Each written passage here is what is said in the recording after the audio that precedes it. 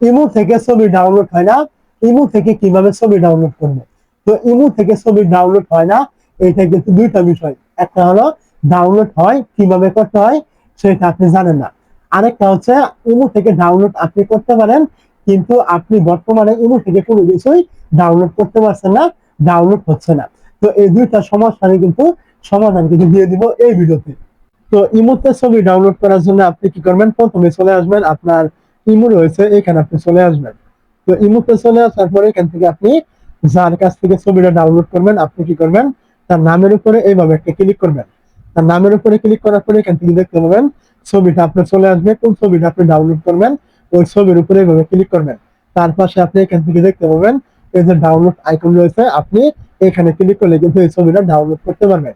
এটা হলো আপনার ইমো থেকে ছবি ডাউনলোড করার নিয়ম। তো এখন আপনার অনেকে রয়েছে এই ডাউনলোড আইকন কিন্তু অনেকে কিন্তু শো করে না, মানে ডাউনলোড করা যায় না, কোনোভাবে ডাউনলোড হয় না। যদি এরকম হয়ে থাকে তাহলে আপনার মূলত আপনার ইমোতে কোনো রকম সমস্যা নেই। সমস্যা কার ইমোতে? যার ইমো থেকে আপনি কোনো কিছু ডাউনলোড করতে পারছেন না, তার ইমোতে সমস্যা রয়েছে। তার ইমোতে গিয়ে কিন্তু এটার সমাধান করতে হবে। তার ইমোতে একটা সেটিং চালু করা রয়েছে, ওইটা আপনার অফ করতে হবে। তো এখন আপনি ওইটা কিভাবে অফ করবেন সেটা আপনার বিষয়। আমি এটা আমার ইমোতে দেখিয়ে দিব, আপনি সেটা তার ইমোতে করে নেবেন। তার জন্য আপনি প্রথমে চলে আসবেন তার ইমোতে চলে আসার পর আপনি আপনার নামটা এখান থেকে খুঁজে বের করবেন এবং আপনার নামের উপরে একটা ক্লিক করবেন। তারপরে এখান থেকে আপনি উপরে দেখবেন এরকম থ্রি ডট আইকন থাকবে, আপনি কি করবেন? এখানে ক্লিক করবেন।